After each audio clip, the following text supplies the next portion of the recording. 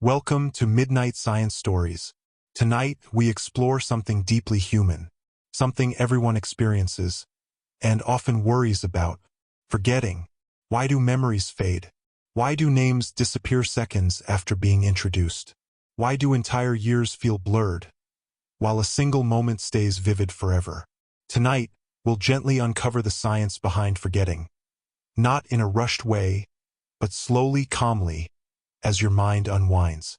Take a deep breath and let your thoughts drift. Why forgetting is normal and necessary, how memories are formed and lost, the role of sleep in forgetting, why stress erases memories, why childhood memories fade, why we forget names and faces, the difference between forgetting and memory loss, how to strengthen memory gently, why forgetting helps mental health. So settle into comfort, let your breathing slow, and let's begin this gentle journey into the science of memory. Part 1. The gift of forgetting. Close your eyes for a moment and try to remember yesterday. What did you have for breakfast? What were you wearing? What was the weather like? You might remember some things, but most of yesterday, most of the details, they're already gone. And that's not a problem. That's not a failure. That's your brain working perfectly. Because here's a truth that might surprise you. Forgetting isn't a flaw in your memory system. It's a feature. Your brain is designed to forget, on purpose, deliberately, as a gift to you. Right now, as you lie here in the darkness, your brain is deciding what to keep and what to let go.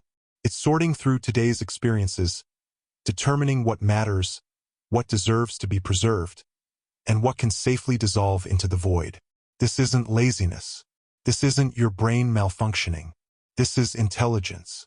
This is efficiency. This is wisdom. Imagine if you remembered everything, every conversation, every sensation, every sight and sound and smell from every moment of your life, every boring meeting, every commercial you've seen, every step you've taken, every breath you've breathed. The sheer volume would be overwhelming, crushing, paralyzing. You wouldn't be able to find the important memories among the trivial ones. Every memory would demand equal attention. Your mind would be cluttered with meaningless detail. There's actually a medical case that illustrates this. A woman named Jill Price who has a condition called hyperthymesia. She remembers almost everything that has happened to her since adolescence. Every day, every detail. And it's not a gift. It's torture. She describes her memory as a burden. She can't let go of painful moments, can't move past embarrassments, can't escape old griefs. They're all still there, as vivid as the day they happened. She can't forget, and so she can't truly move forward. This shows us something profound. Forgetting isn't the opposite of remembering. It's the partner of remembering. Together, they create something beautiful. A mind that holds onto what matters and releases what doesn't. So tonight, as we explore the science of forgetting, we're not exploring a problem. We're exploring a miracle. The miracle of a brain wise enough to know that letting go is just as important as holding on. Breathe deeply now, and let that truth settle into you. You're not broken when you forget. You're working exactly as you should. Your brain is protecting you, helping you, giving you the gift of a clear mind. And tonight we'll understand exactly how. Part 2. What memory actually is. Before we understand forgetting, we need to understand what memory actually is. And here's something beautiful. Memory isn't a thing. It's a process. There's no file cabinet in your brain. No hard drive. No storage unit where memories sit unchanged, waiting to be retrieved. Memory is more like a song. A song doesn't exist in one place. It exists in the pattern, in the relationship between notes, in the way one note leads to another, creating melody. Your memories are the same. They exist in patterns, in the connections between neurons, in the way your brain cells talk to each other. Every memory is a constellation of neurons firing together. When you remember your childhood home, thousands of neurons activate simultaneously. Neurons that process visual information, what it looked like. Neurons that process spatial information, the layout of rooms. Neurons that process emotion, how you felt there. Neurons that process smell, the scent of your mother's cooking. All of these fire together, and that pattern of firing, that is the memory. The neuroscientist Donald Hebb said it perfectly: neurons that fire together, wire together. When neurons activate simultaneously, the connections between them strengthen. They become more likely to fire together in the future. This is how memories are formed. You experience something. Neurons fire in a specific pattern. And if that pattern fires repeatedly, or if it fires with intense emotion, the connections strengthen. The pattern becomes easier to activate, more stable, more likely to persist. This is a memory being born. But here's the crucial part. These connections aren't permanent. They're living tissue, biological, dynamic, constantly changing. Just like your muscles will atrophy if you don't use them, neural connections weaken if they're not activated. The neurons don't disappear, but the connections between them, the synapses, they weaken, they fade, they eventually dissolve. And when those connections are gone, the pattern can no longer fire. The memory is gone, not destroyed, not deleted, simply disconnected. The neurons are still there. The information isn't erased, but the pathway to access it has faded. It's like a path through a forest. When people walk it regularly, the path stays clear. But when no one walks it for years, grass grows over it. Trees encroach. Eventually, you can't even tell there was a path there. The forest didn't disappear, but the way through it did. This is forgetting, and it happens constantly, every day, every moment. Your brain is constantly evaluating. Which patterns matter?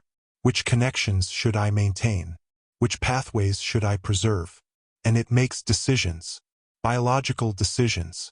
Chemical decisions. Some memories are strengthened. Some are allowed to fade. And slowly, gently, without you even noticing, most of what you experience dissolves away. This isn't tragic. This is necessary. Because if every path stayed clear, if every connection remained strong, you'd be lost in an overgrown forest of memory with no way to navigate. But your brain knows better. It clears the unnecessary paths. It maintains the important ones. And this selective preservation, this is what allows you to function. So rest now in this knowing. When you forget, you're not losing anything essential. You're simply allowing your brain to tend its forest, to keep the important paths clear, to let the unused ones return to nature. This is wisdom. This is health. This is your brain loving you. Part 3, the 3 stages of memory. Let's go deeper now into the architecture of memory. Scientists have discovered that memory happens in 3 stages, 3 distinct processes, each one a gateway that memories must pass through. And at each gateway, some memories are lost. This isn't failure. This is filtering. Your brain is constantly asking, does this deserve to move forward? Does this matter enough to preserve? Let's walk through these stages together. Slowly, gently. The first stage, encoding. This is the moment something becomes a memory. Right now, you're lying here, listening to these words. Your senses are taking in information. Sound. The feeling of your blanket. The temperature of the air. The darkness around you. Some of this information will be encoded. Some won't. Encoding is when your brain says, this matters. Pay attention to this. Convert this into a neural pattern that can be stored. But here's the thing. Most information never gets encoded at all. Your brain is constantly filtering, constantly deciding what deserves attention. Think about walking down a street. You see hundreds of faces, but you don't encode them all. Most of them pass through your awareness like water through a net. Only the ones you pay attention to, only the ones that are unusual or emotional or personally relevant, only those get encoded. This is why you can't remember where you parked your car. You weren't paying attention when you parked. Your brain never encoded the location. It never became a memory in the first place. This is the first stage of forgetting, never remembering at all. Not because your memory is bad, but because your attention was elsewhere. And attention is limited, finite, precious. You can only pay attention to a tiny fraction of what you experience. So your brain makes choices, moment by moment. What matters? What can be ignored? And most experiences are deemed ignorable. They pass through you without leaving a trace. This is normal. This is healthy. This is your brain protecting you from overwhelm. The second stage, consolidation. Now let's say something does get encoded. You pay attention. Neural patterns fire. A temporary memory forms. But it's fragile, delicate, like a sketch in pencil that could be erased with one swipe. For this memory to last, it needs to be consolidated.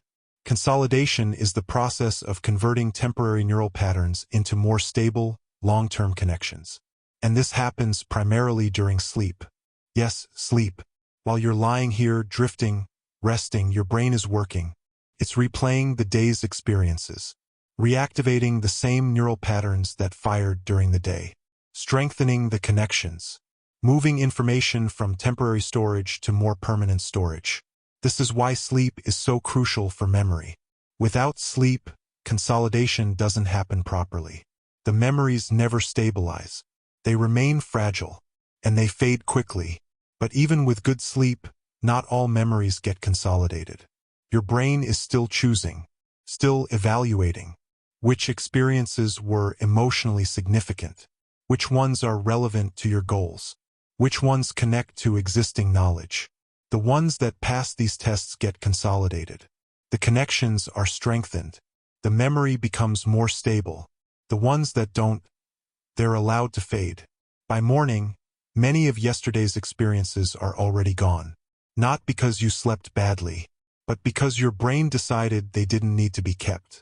This is the second stage of forgetting, failing to consolidate. The memory was encoded, but it wasn't deemed important enough to preserve long-term. So it dissolved during the night, quietly, gently, making space for today's experiences. The third stage, retrieval. Now let's say a memory makes it through both gates. It's encoded, it's consolidated, it's stored as a stable pattern of connections. Does that mean you'll remember it forever? No, because there's a third stage, retrieval. A memory only exists if you can access it, if you can reactivate the pattern. And this is where things get interesting, because every time you retrieve a memory, every time you remember something, you're actually recreating it. You're not pulling up a file that's been sitting unchanged in storage. You're rebuilding the pattern, reactivating the network of neurons. And here's the crucial part. Every time you retrieve a memory, you change it slightly. Memories are not fixed. They're reconstructed each time. This is why your memories of childhood shift over time. Why stories get embellished. Why you remember things differently than other people who were there. You're not lying. You're not imagining things. You're just experiencing the natural malleability of memory. Each retrieval is a new creation, influenced by your current mood, your current knowledge, your current beliefs. And if you don't retrieve a memory for a long time, if years pass without reactivating that pattern, the connections weaken, the pathway fades, and eventually you can't access it anymore. The memory might still be there somewhere in the network, but without the pathway, it's unreachable. This is the third stage of forgetting, retrieval failure. The memory was formed, it was stored, but the pathway to access it has degraded. This is why childhood memories fade. Not because they were unimportant, but because you haven't thought about them in decades. The forest path has been overgrown. So you see, forgetting happens at every stage. Most experiences are never encoded. Most encoded memories aren't consolidated. Most consolidated memories fade over time. This isn't a series of failures. This is a series of intelligent filters. Your brain is constantly curating your mental life, keeping what matters, releasing what doesn't. And the result is a mind that works, that functions, that can navigate the present without being buried by the past. So sleep now, knowing that your brain is doing exactly what it should. Filtering, choosing, preserving what matters, letting the rest gently fade away. Part 4. Why sleep makes you forget. And remember, let's stay with sleep for a moment, because sleep's relationship with memory is fascinating and paradoxical. Sleep helps you remember, and sleep helps you forget. Both are true. Both are happening right now as you rest. Let me explain. During the day, as you experience life, your brain creates thousands of temporary memories. Most are trivial, where you set your keys, what someone was wearing, the exact wording of a casual conversation. These temporary memories are stored in a region called the hippocampus, a small seahorse-shaped structure deep in your brain. Think of the hippocampus as a temporary holding area, a loading dock. Things arrive there first before being sorted. But the hippocampus has limited capacity, can't hold everything forever. So during sleep, your brain does something remarkable. It replays the day's experiences. Literally, scientists can watch this happening. They can see the same patterns of neural activity that occurred during the day, replaying during sleep. Faster, more efficiently, like watching a video on double speed. This replay serves two purposes. First, it strengthens important memories. The replay reinforces the connections. The pattern becomes more stable. The memory moves from temporary storage in the hippocampus to long-term storage in the cortex. Second, it weakens unimportant memories. The ones that aren't replayed, their connections fade. They're actively cleared away to make room. This is called synaptic homeostasis. Your brain pruning connections to maintain balance. During waking hours, you're constantly forming new connections, new synapses, learning, experiencing, building. But if this continued forever, your brain would become oversaturated. Too many connections, too much noise. So during sleep, your brain clears out the weak connections, the ones that were only activated once or twice, the trivial, unnecessary ones. It's like cleaning your desk at the end of the day, throwing away scrap paper, keeping the important documents. This clearing is crucial. Without it, your brain would be cluttered with irrelevant information. But here's what's beautiful. Your brain knows what to keep. Emotional memories, strengthened. Memories connected to existing knowledge, strengthened. Memories rehearsed multiple times, strengthened. Memories that are random, isolated, trivial, weakened, cleared away. So when you wake up, you remember what matters, and you've forgotten what doesn't. This is why students should sleep after studying. Sleep consolidates the learning, strengthens those connections. This is why you sometimes wake up with solutions to problems. Your sleeping brain has been working on them, making connections you couldn't see while awake. This is why sleep deprivation destroys memory. Without sleep, nothing gets consolidated, and nothing gets cleared. Your brain becomes cluttered with noise. And this is why you're lying here right now, doing exactly what your brain needs. As you drift towards sleep, as your thoughts become dreamy and loose, your brain is preparing for its nightly work. Soon it will begin replaying today, sorting, strengthening what matters, releasing what doesn't. And you don't have to do anything, don't have to try, don't have to control it. Your brain knows what it's doing. It's been doing this every night of your life, curating your memories, protecting your mind from clutter. So let go now. Let sleep come. Let your brain do its wise work. Tomorrow you'll wake with a clearer mind. Important memories preserved. Trivial details forgotten. And that's exactly right. That's exactly as it should be. Part 5. Why stress erases memory. Now let's talk about stress, and why it has such a powerful effect on memory. You've probably noticed this yourself. During stressful times, your memory feels worse. You forget appointments, lose track of conversations, can't remember what you walked into a room to get. And after really traumatic experiences, sometimes memory breaks down entirely. Hours or days might be missing, or memories might be fragmented, incomplete, like broken pieces of glass. This isn't weakness. This is your brain protecting you. Let me explain the biology. When you're stressed, your body releases cortisol. It's your primary stress hormone. It's designed to help you survive threats. Cortisol does many things. It increases your heart rate, sharpens your focus on immediate danger, prepares your muscles to fight or flee. But it also affects your hippocampus, that memory center we talked about. In small amounts, for short periods, cortisol actually enhances memory. It helps you remember the dangerous situation so you can avoid it in the future. This is adaptive, useful. If a bear attacks you, you want to remember where that happened, so you don't go there again. But chronic stress, constant cortisol, has the opposite effect. Prolonged cortisol exposure actually damages the hippocampus. It shrinks it, makes it less effective at forming new memories. This is why people living in chronic stress of poverty, abuse, war zones, chronic illness, often struggle with memory. Their brains are stuck in survival mode. The hippocampus is constantly bathed in cortisol. Can't function properly. Memory formation is turned down. Not completely off, but significantly reduced. Why would your brain do this? Because during immediate danger, forming detailed memories isn't the priority. Surviving is. Your brain shifts resources. All available energy goes to the threat response, to focus, to reaction speed, to physical readiness. Memory formation is a luxury, something you do when you're safe. When you're in danger, your brain says, "We'll worry about remembering this later. Right now, we need to survive it." This is why traumatic memories are often fragmented. Why people can't remember parts of car accidents or assaults or disasters. Their brains were in pure survival mode. Memory formation was deprioritized. And in extreme cases, the brain might block memory formation entirely. This is dissociation, a protective mechanism where the brain says, "This is too overwhelming to process. We're not going to record this." Even everyday stress affects memory.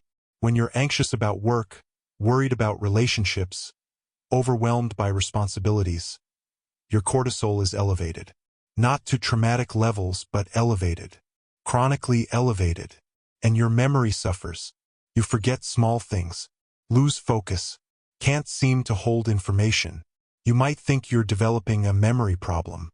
You might worry about it. But often it's just stress. Your brain is allocating resources to threat management instead of memory formation. The solution isn't to try harder to remember. The solution is to reduce the stress. Because when you feel safe, when cortisol returns to normal levels, memory function returns too. So tonight, as you rest here in the safety of your bed, your cortisol is dropping. Your stress response is turning off. Your body is entering rest mode. And your hippocampus, your memory center, is recovering, returning to normal function. This is why sleep is so important for memory. Not just for consolidation, but for recovery. Sleep is when stress hormones normalize, when the hippocampus gets a break, when memory systems can function properly again. So breathe deeply now. Let your body know we're safe. There's no threat here. No need for vigilance. Your cortisol is lowering. Your hippocampus is recovering. Tomorrow, your memory will work better. Not because you've done memory exercises, but because you've rested. Because you've given your brain the safety it needs to function properly. This is healing. This is restoration. This is happening right now. Part 6. Why childhood memories fade, childhood amnesia. Let's travel back now to your earliest memories. What's the first thing you can remember from your life? For most people, it's something from around age 3 or 4. Maybe a birthday party, a family vacation, a significant event. But before that, nothing, or almost nothing. Just a vague sense of things, but no clear memories. The years before age 3 are usually blank, gone, as if they never happened. This is called childhood amnesia, and everyone experiences it. You lived through those years. You experienced things. You learned language. You learned to walk. You formed attachments. But you can't remember any of it. Why? For a long time, scientists thought it was because children's brains couldn't form long-term memories, that the necessary brain structures weren't developed yet. But that's not quite right. Children do form memories. Even infants form memories. They remember their parents' faces, their favorite toys, routines. But these memories don't last. They fade quickly. And recent research has revealed why. It's because children's brains are growing too fast. Let me explain. In your first few years of life, your brain is generating new neurons at an incredible rate, especially in the hippocampus, the memory center. This process is called neurogenesis. New brain cells being born. This is wonderful for learning. All those new neurons give children incredible flexibility. The ability to learn language, motor skills, social behaviors at a rate adults can't match. But here's the cost. All that new growth disrupts existing memories. Remember, memories are patterns of connections between neurons.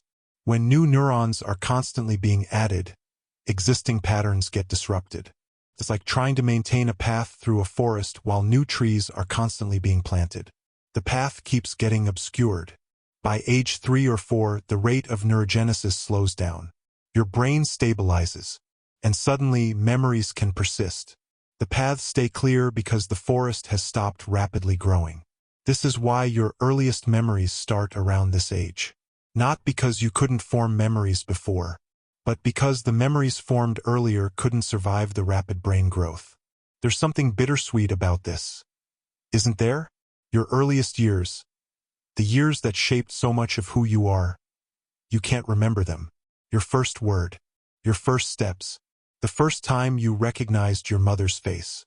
All gone, dissolved in the necessary chaos of brain development. But they're not entirely lost. They're there in other ways. In your attachment patterns, in your sense of safety or anxiety, in your emotional reflexes. These years shaped your implicit memory. The memory you can't consciously access but that influences everything you do. And perhaps there's wisdom in this too. Perhaps it's a gift that you don't remember being helpless, being completely dependent, not understanding language, not being able to control your body. Those years served their purpose. They built your foundation, but you don't need to carry conscious memories of them. Your brain has kept what matters, the lessons, the patterns, the deep learning, and released the specific memories, making room for the life you can remember, the life that comes later. So rest easy with this. Rest easy with the blank spaces in your past. They're not a loss. They're a natural result of growth. Your brain was building itself. And now that it's built, it can hold the memories that make you, you. The person you've become doesn't need to remember every moment of becoming. You're here now, complete, whole, and that's enough. Part 7: Why we forget names and faces. Now let's talk about something that bothers almost everyone. Forgetting names. You meet someone, they introduce themselves. 30 seconds later, the name is gone. Or you see a familiar face. You know them, but you can't remember where from. And you definitely can't remember their name. Why does this happen? Is your memory failing? No. This is actually revealing something fascinating about how memory works. Your brain doesn't store a person as one unified memory. Instead, it stores different aspects of a person in different places. Visual information, what they look like, is stored in visual processing areas. Verbal information, their name, is stored in language areas. Contextual information, where you know them from, is stored in different networks. Emotional information, how you feel about them, is stored in yet another system. When you remember someone, your brain has to retrieve all of these pieces and bind them together. This is called associative memory, and it requires strong connections between these different storage systems. When you meet someone new, these connections are weak. You've only experienced them once. The associations haven't formed yet. So you might remember their face, strong visual encoding, but not their name, weak verbal encoding, or vice versa. And here's why names are particularly hard. They're arbitrary. There's no inherent connection between a person and their name. The name doesn't describe them. It doesn't relate to anything you already know about them. It's just a random sound attached to a face. Your brain struggles with arbitrary associations. It wants things to make sense, to connect to existing knowledge. This is why you remember people's occupations more easily than their names. The architect makes sense, tells you something, but David is just a sound. This is also why you forget where you know someone from. You're seeing them out of context. You see your dentist at the grocery store, and your brain goes, I know this face. but it's trying to retrieve the association. This face connects to the dentist office, and when the context is wrong, the retrieval fails. The connection is too weak. Eventually, your brain finds it. Oh, dentist. But there's that awkward moment of confusion first. This isn't a memory problem. This is your memory working exactly as designed. Faces are important for social animals, so your brain prioritizes visual recognition. You can recognize thousands of faces, but names? Names are a modern invention.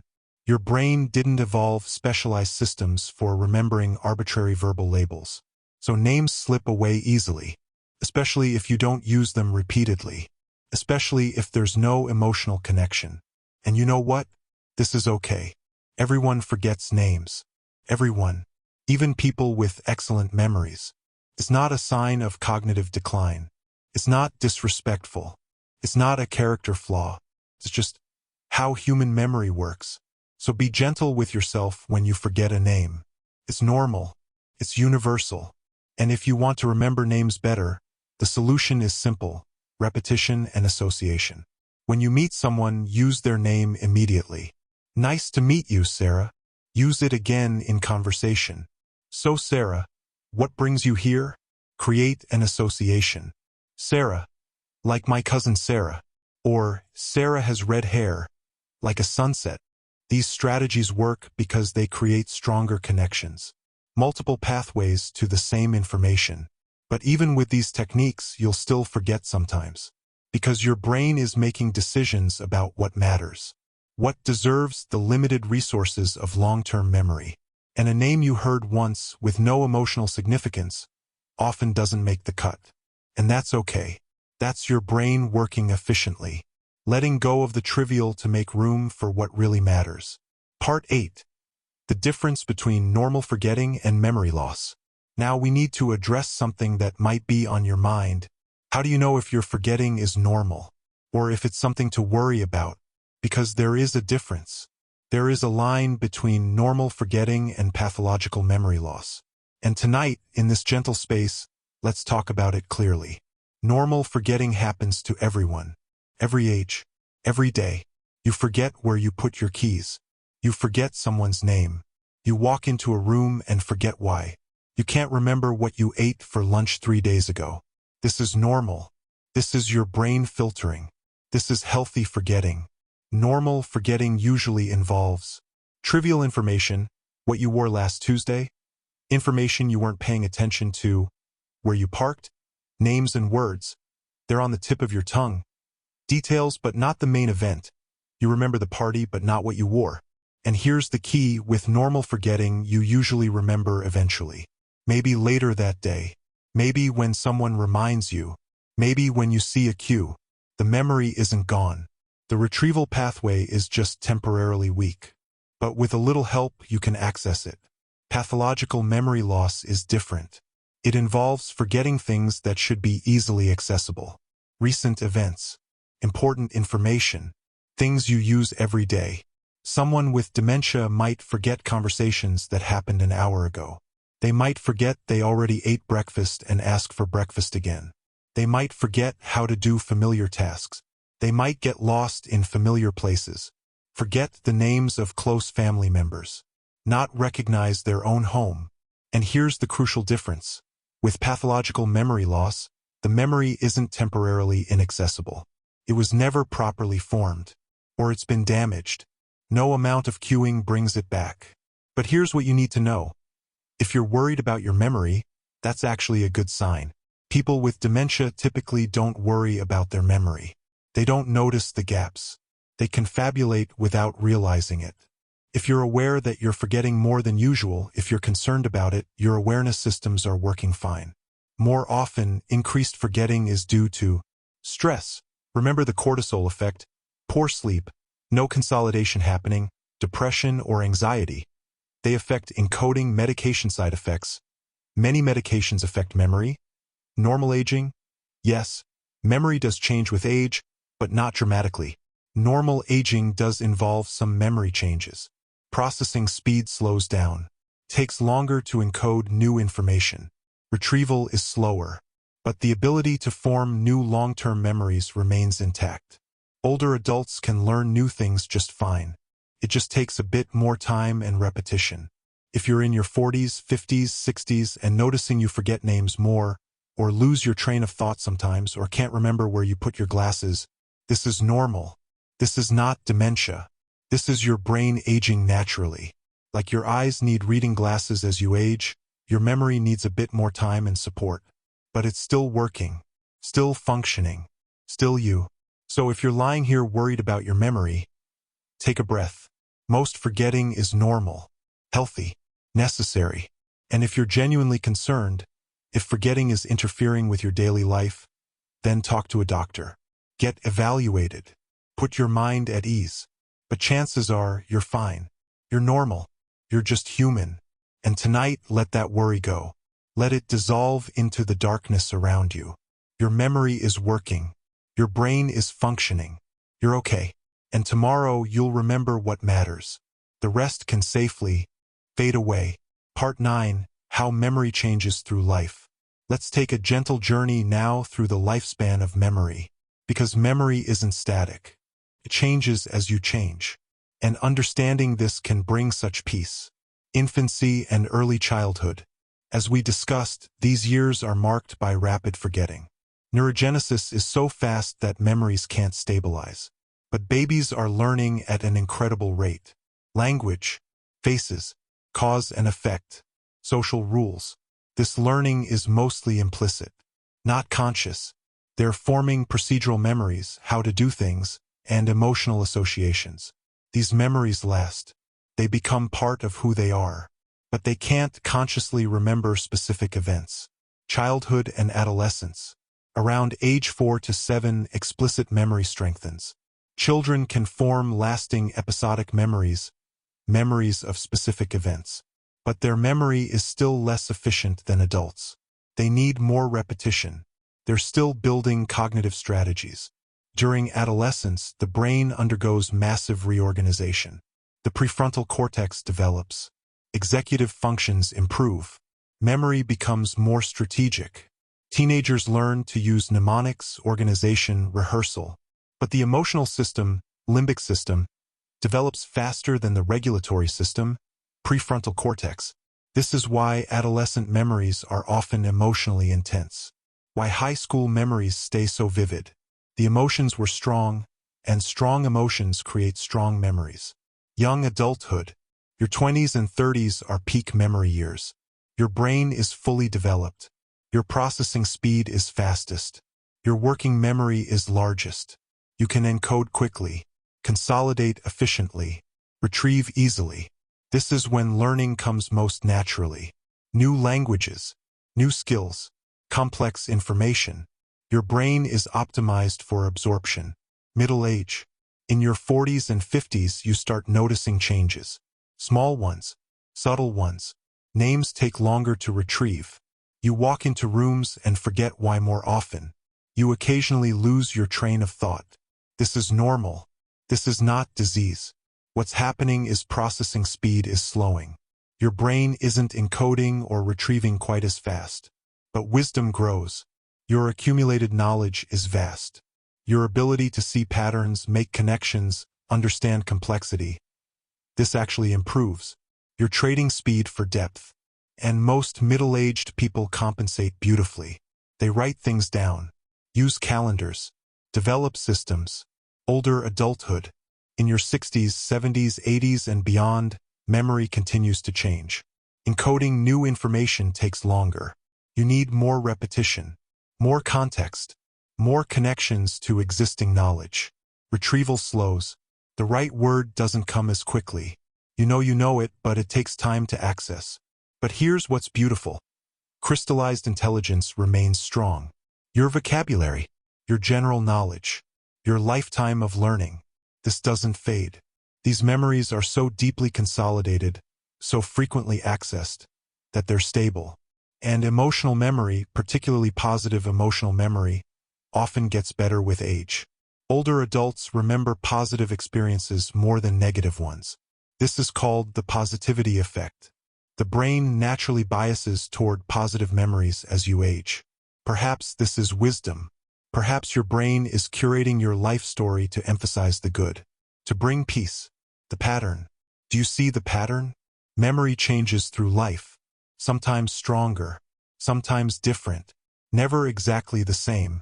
But at every stage, your memory is doing what you need it to do. In childhood, prioritizing learning over remembering. In young adulthood, optimized for encoding an enormous amount of new information. In middle age, maintaining vast knowledge while managing a complex life.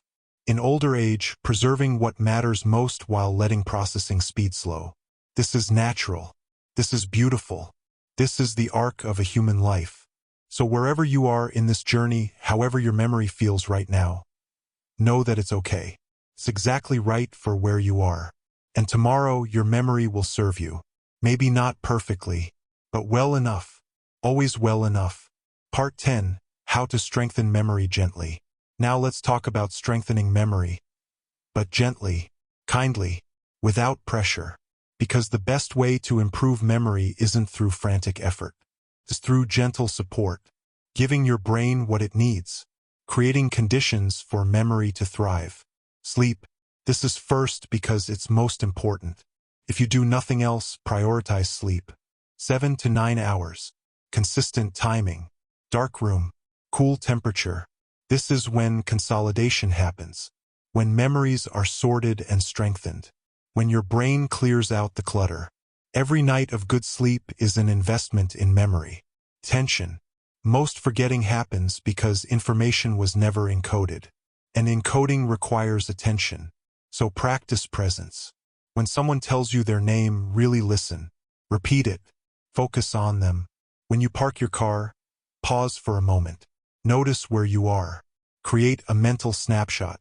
When you set something down, say to yourself, I'm putting my keys on the counter.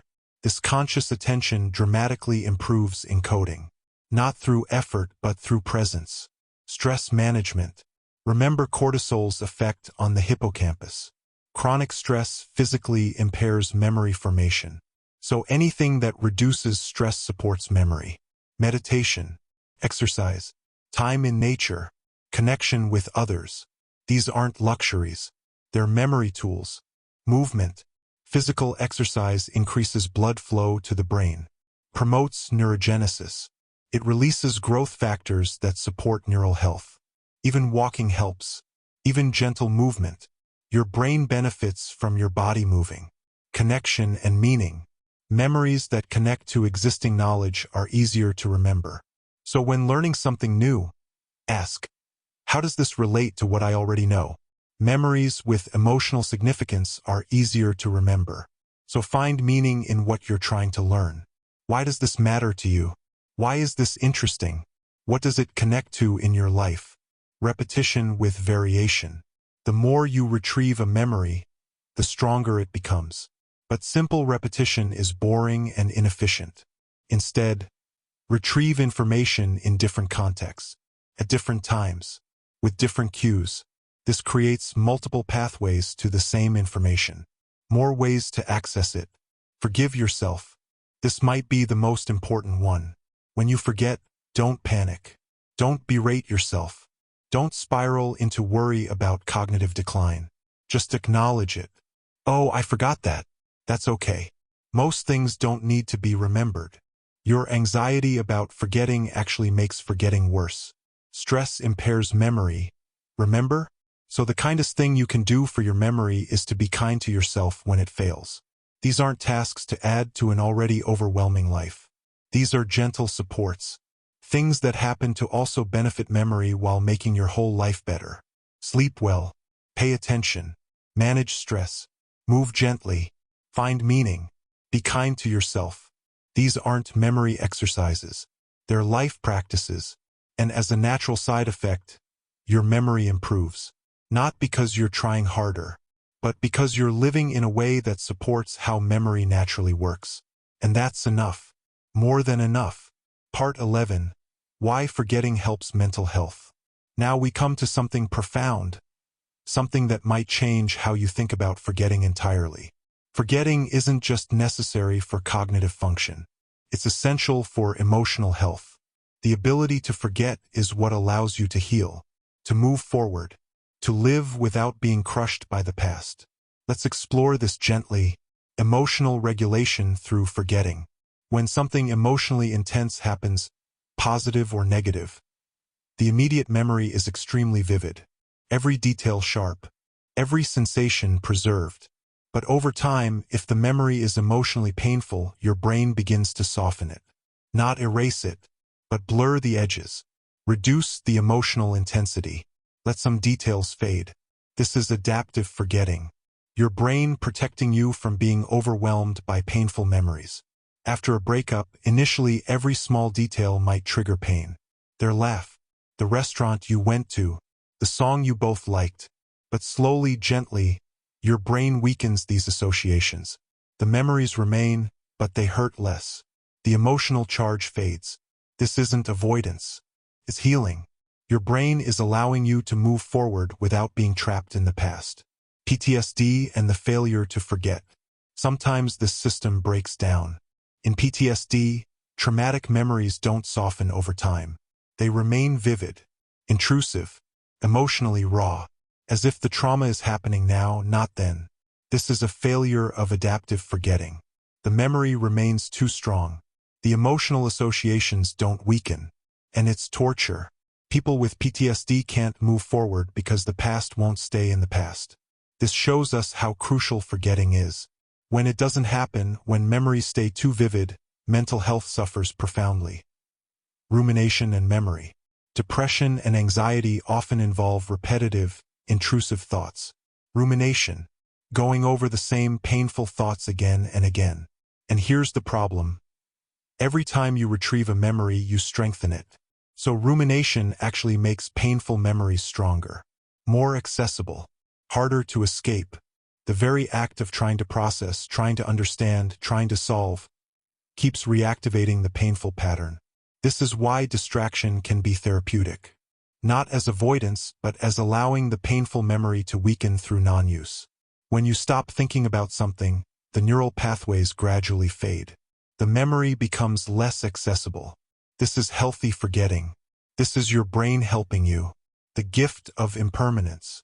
Here's something Buddhist philosophy understood thousands of years ago, and neuroscience is now confirming. Everything is impermanent, including memories, including pain. The most intense grief eventually softens. Not because you stop caring, but because memory by its nature fades. This is a gift. Profound gift. It means no pain lasts forever. No embarrassment stays permanently vivid. No regret maintains the same intensity indefinitely. Time doesn't just pass. Time changes the actual structure of your memories. The neurons weaken. The connections fade. The emotional intensity reduces. And one day, maybe years later, you realize that memory doesn't hurt anymore. Not because you've gotten over it through some act of will, but because your brain has gently, gradually softened it. This is neurological compassion. Your brain taking care of you, protecting you from being overwhelmed. Forgiveness through forgetting. Forgiveness is often presented as a moral choice, something you decide to do through sheer willpower. But sometimes, forgiveness happens through forgetting. The details of what hurt you fade. The exact words blur. The sharp pain dulls to a general ache, then to nothing. And one day you realize, you've forgiven. Not because you tried to, but because the memory lost its power. This is grace. This is healing. This is your brain loving you. So when you forget something painful, something embarrassing, something that once made you angry or sad, don't feel guilty. Don't force yourself to remember. Your brain is healing you, protecting you, allowing you to move forward. This is not avoidance. This is not denial. This is not being disrespectful to your past. This is health. This is recovery. This is what mental wellness looks like. So let the painful memories fade. Let the details blur. Let time do its work. Your brain knows what it's doing. And the result is a mind that can hold both memories of what mattered and freedom from what hurt. This is the gift of forgetting. This is why your brain was designed to let go. So you can live. So you can heal. so you can be more than your past. So you can rest now, knowing that even as you sleep, healing continues. Painful memories are softening. Unnecessary details are fading. Space is being created for new experiences. Your brain is tending to you, protecting you, loving you, and tomorrow you'll wake a little lighter, a little freer, a little more at peace. Part 12. The Poetry of Forgetting. Let's rest here for a moment, in the poetry of it all, because there's something beautiful about forgetting that goes beyond neuroscience. Something almost spiritual. Your life is made of moments, billions of them, most of them ordinary, most of them similar to other moments. And if you remembered them all, you wouldn't have a life story. You'd have noise, static, an overwhelming flood of detail. But forgetting curates your life, keeps the extraordinary moments, the first kiss, the birth of a child, the sunset that took your breath away, the conversation that changed everything. And it releases the ordinary, the 1,000th breakfast, the commute you've done 10,000 times, the routine conversations. What remains is a story. Your story, not complete but meaningful, not comprehensive but true. Forgetting is the editor of your autobiography, cutting unnecessary scenes, keeping the chapters that matter. And because of this, your life feels like it means something. The highlights stand out, the important moments shine, the through line of who you are becomes clear. Without forgetting, everything would have equal weight, equal presence, and nothing would stand out. But with forgetting, with this gentle, constant curation, the meaningful rises to the surface. Like stars. You can only see stars because the space between them is dark. If everything was light, you couldn't see individual stars. Your brightest memories only shine because forgetting has provided the darkness around them. This is beautiful. This is necessary. This is the architecture of a meaningful life.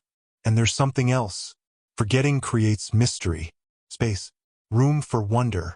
You don't know everything about yourself. Your childhood has gaps. Years have blurred, details have disappeared, and this creates a quality of openness, of possibility, of not being entirely defined by your past. If you remembered everything, you'd be trapped, fixed, completely determined by what came before. But forgetting creates space for you to change, to reinterpret, to become someone new. Each time you remember something differently, you're rewriting your story slightly, shifting the meaning, seeing it from a new angle. This fluidity is freedom. This malleability is grace. You're not imprisoned by an unchanging past. You're liberated by a past that shifts with you, grows with you, changes as you change. And there's one more thing. Forgetting connects you to everyone else. Everyone forgets. Every human who has ever lived has experienced this. Your grandmother forgot. Your ancestors forgot. People thousands of years ago in different cultures speaking different languages, they all forgot. This is universal. This is what makes us human. We're all walking around with imperfect, curated, ever-shifting collections of memories. All of us trying to remember, all of us inevitably forgetting. And there's a strange comfort in that, isn't there? You're not alone in this. You're not uniquely flawed. You're participating in the most human of experiences. So when you forget, remember this. You're not broken. You're not failing. You're not losing yourself. You're being human. You're allowing your brain to do what it was designed to do. You're participating in the gentle, necessary, beautiful process of letting go. And that's okay. More than okay. That's exactly right. Closing, the wisdom of what fades. And so we come to the end of our journey tonight, into the science and poetry of forgetting. Let's gather everything we've learned and carry it gently into sleep. You've learned that forgetting isn't failure. It's function. It's your brain working perfectly, curating your mental life.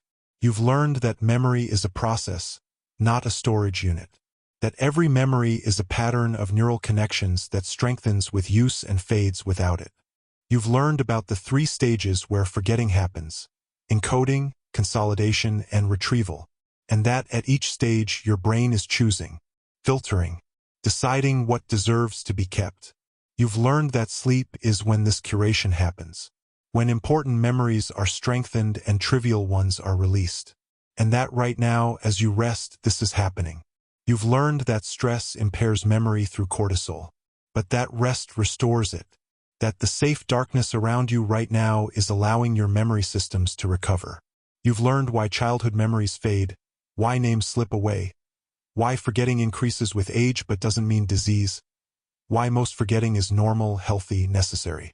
You've learned that forgetting protects your mental health, that it's how you heal from pain, how you move forward from trauma, how you're freed from being crushed by your past.